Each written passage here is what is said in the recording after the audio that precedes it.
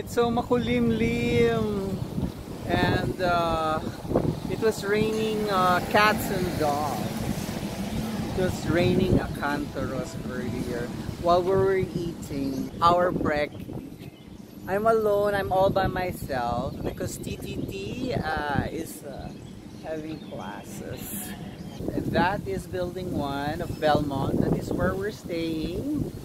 That is not where the lobby is. I'll show you where the lobby is. They call this the island building.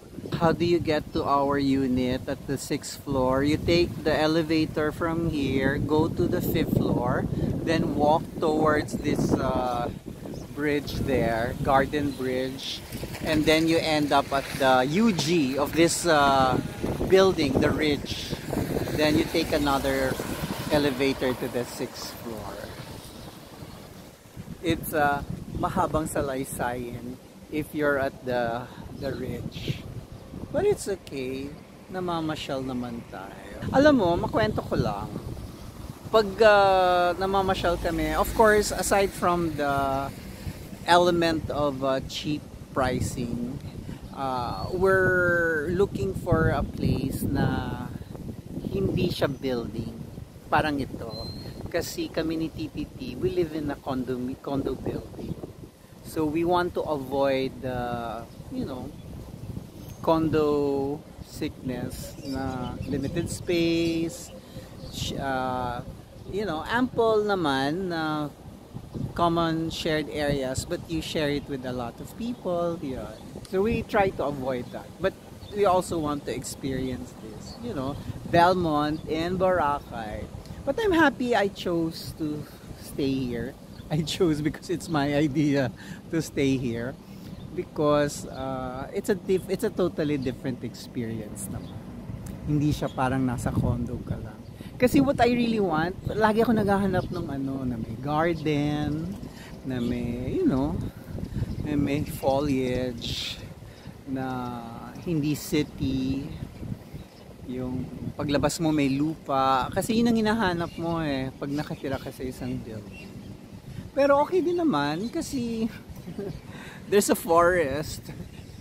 So it's not totally like living in the city. It helps that they have 7-Eleven here. So kung nagtitipid ka.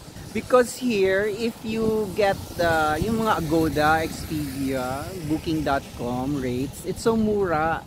Itong week na to, at least the weekend, parang you get it only for 2,600. But in rounded figures, if you suddenly want to avail of breakfast buffet, that's 800 pesos for one person. You're staying here several nights. How many times can you buffet? In a week. I always say that.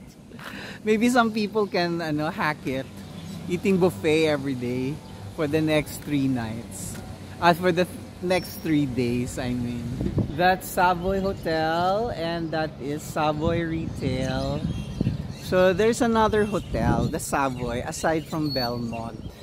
But based from online pricing, Savoy is a bit pricier. So if you're my loyal 13 viewers, sorry ha kung paulit-ulit yung information. We're trying to share information to people who uniquely come to my channel once, or I hope this is useful. I think this road here will lead you to the New Coast Convention Center. We'll walk going there. I'll show you one of the buildings here, the condos. They have Airbnbs there if you check Agoda. Okay naman yung price. It's like staying in the hotel. Pero syempre kung mag-isa ka or dalawa ka, you might as well take the Belmont or Savoy.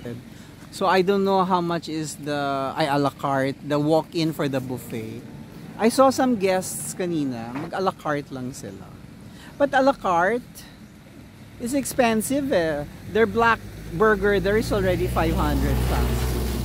And you add 300 na, you have buffet na, diba?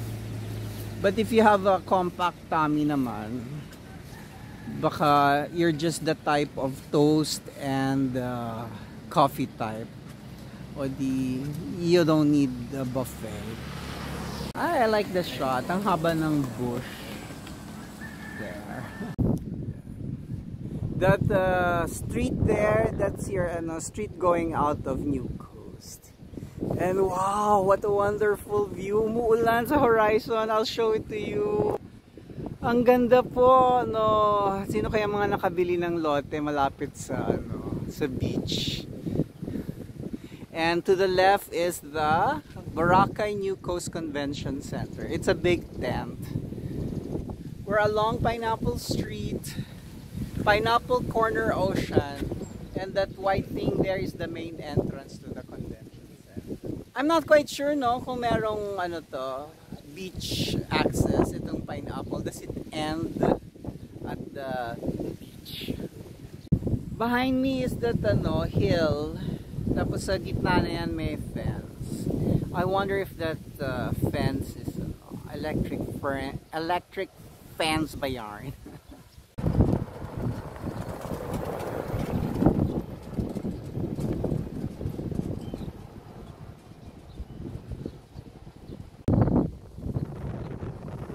Ito naman sa harap ko, it says Finest Blend Emperador.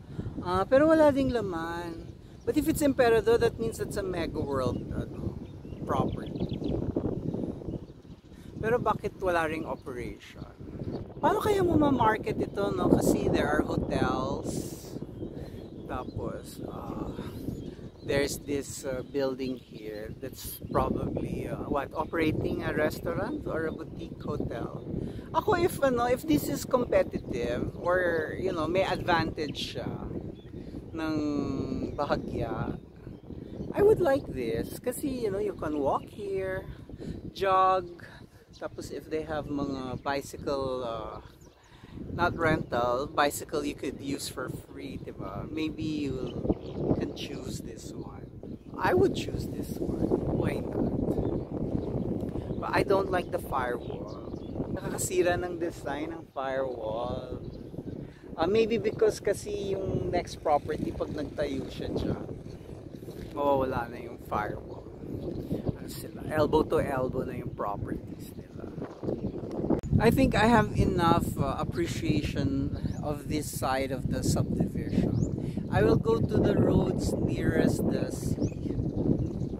Exciting!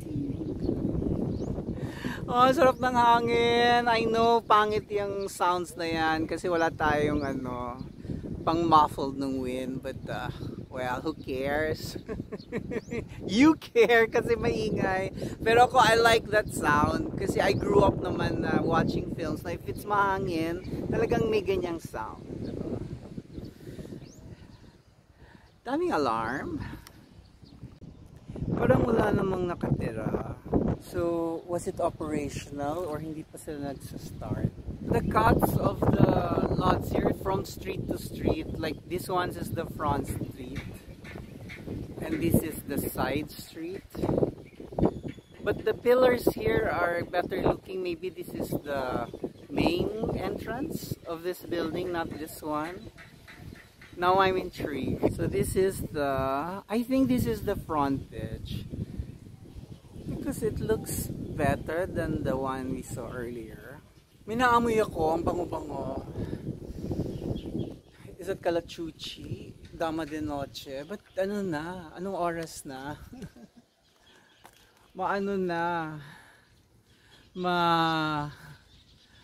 Katirikan na ng araw, but we don't see the tirik of the araw. May masabi lang sa vlog. So, this is Mango Corner Ocean. For reference, I'm standing in front of Block 4, Lot 11. And they call it Boracay New Coast Town Center North Shop House District. Okay. That's the same building we've been seeing. And that's the Chancellor. And that is the big thingamajig of a tent, the convention center. And the beautiful, oh, it's raining in the horizon. Not all lots have this, yung mga block 4, lot 8 na yan. So I suppose pag walang block something for sale na or natibag lang ng hangin. Medyo nasa taas na tayo ng burol. Okay. So that's Durian Street. This side is Durian Street. I'm going to go up Durian Street. The lupa here is made of bato, made of coral. I wonder if the whole thing is coral. There, oh. You'll see a lot of coral. And this thing here is a big chunk of coral rock something. So I don't know if the entire thingy is rock underneath the surface. New Coast, I'm kind of biased na. It's a different experience from your usual Boracay gigs, no? Yung White Beach. But I think it's also worth it to stay here. Lalo na if hindi ka nakatira sa isang subdivision. Then I would understand siguro if you lived in yung mga new subdivisions in New Valley, Cavite, na, where your neighbors have not put up their houses and this is your environment. So baka hindi na to attraction sa iyo. But for people who are cooped up in buildings like me for quite a few years, this is a very nice experience. You might want to spend a night, which I have discovered is not enough. Maybe 2 nights, so hindi ka nagmamadali. You can chill. Ako nga ito check out na tayo ng 12, but I can't miss this part. Okay, this is Chico Street, but we're not going down there. We're pursuing Durian Street. Oh, I can hear airplane. Where's the airplane? I think we've reached the peakest of the peakest. Ocean Drive corner Durian. There's a here, there's a marker. Is this still for sale? Block 2, lot 1. It's a corner lot. There's Durian and there is ocean. And there's a road going there. Naku, baka malaki pa to. Diba? Tripping yarn. Diba? Or if you have mga 10 to 20 million and you're going to buy, let me know. Hindi pa ako accredited kompleto kay Ana Bulauro, my broker manager at Mega World. Maybe I should tell her. I've been here. I could probably sell it.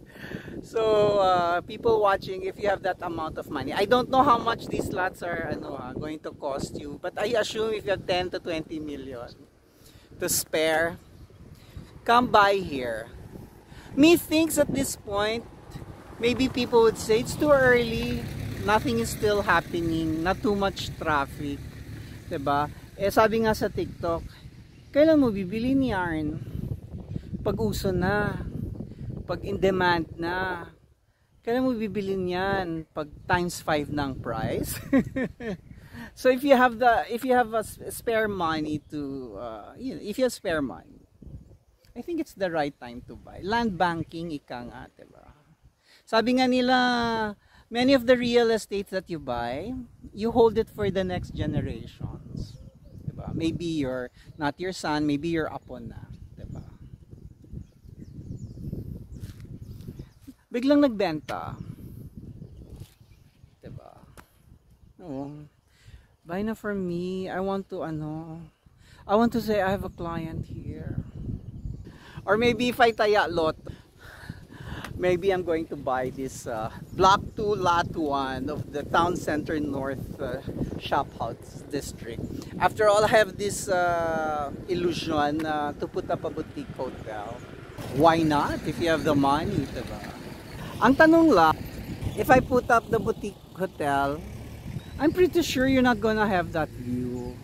So I suppose, to make sure you'll have the view, you'll have to buy this, you have to be rich enough to buy a big chunk of this block. This block 2, lot 1, and the next one. And the next one. So 1, 2, 3. Or the next one. So this lot and 3 other lots. Then you'll have a garden there. So that your building and rooms at block 2, lot 1 will forever have this view. Diba? To make sure na your kapitbahay will not make harang your view. Oh my God, this lot, block 1, lot 1. How do you put up a building there? It's bato. I guess that's part of your consideration, no? The cost of making tibag the bato. But bato is a good indication, no? Ibig sabihin, ano, sturdy yung ground. I don't know. Oh, why am I going down? I'm supposed to be going to that street up there. No, I'll just see here lang the lots. Katabi is block 2, lot 2. I guess the next is block 2, lot 3. And block 2, lot 4. So by block 2, lot 1, that's where you put up your hotel. Then 2, 3, and 4, you maintain it as a garden.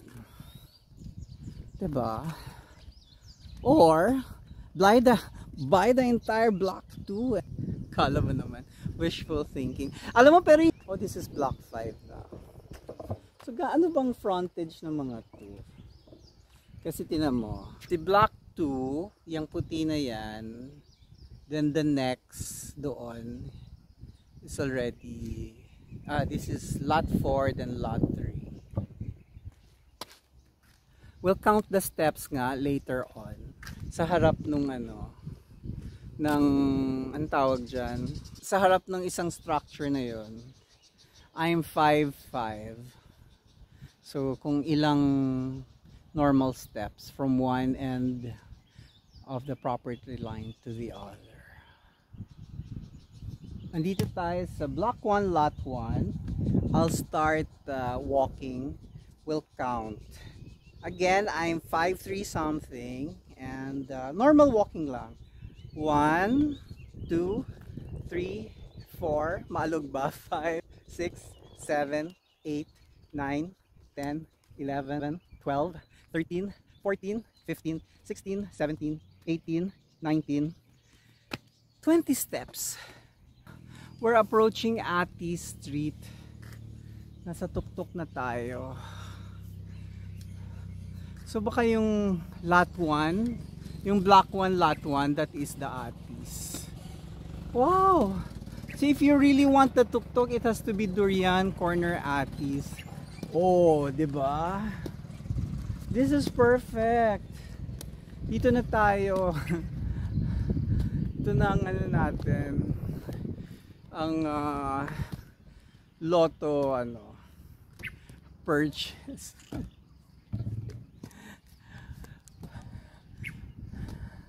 We'll need a big lotto winning kasi after you buy the lot, kailangan mo pang magtayo ng shop house. Wow! Ang daming Maya Costa. Anong kinakain nila dyan? Or these are just ordinary Maya? Sabi maraming worms? O kinakain nila yung ano ba, yung seeds ng ano? Itututo ko sa kanila. I hope they don't fly away.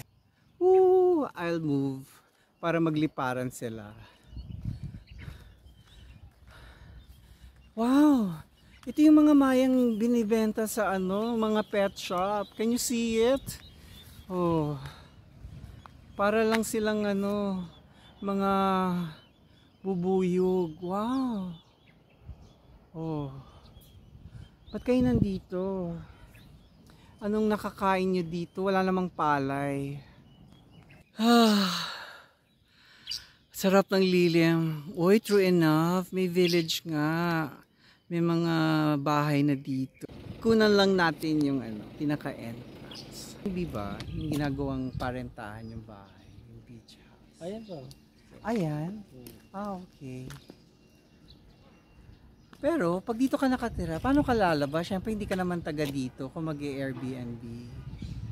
Meron po tayong mga dito. Malapit yung exit na. Iraradyo mo, ganon. Para pumasok yung mga e-trike. Okay. There. Tapos, may beach access dito, wala. Ay, wala po. Andun po yung beach sa Puka Beach. Lalabas Hindi po yung po. ano, hindi dyan 'di ba may beach dyan sa meron New dyan po. Coast. Pero dito walang hagdan papunta sa dagat. Ay, wala. Ganon. Kaya talaga po po. Talagang lalabas ka doon, babalik ka doon sa public beach. Okay. Ano yun sila nagpapagawa doon? Nagpa-practice po yun sila. May Pyro Olympic po kasi kami. Ano po yan? Fire Olympics ng mga security people. Pagalingan. Anyway, thank you po.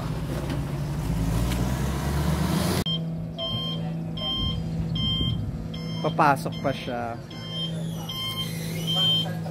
Yeah. Okay. So finally, nasakyan na din natin itong Get.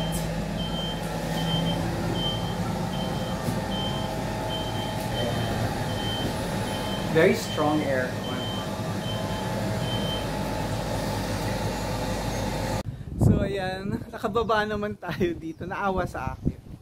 Hindi, may officer sa loob na sabi niya, hindi, ako naman nagpo-process ng ticket. Sige, pababay mo ni sister or something.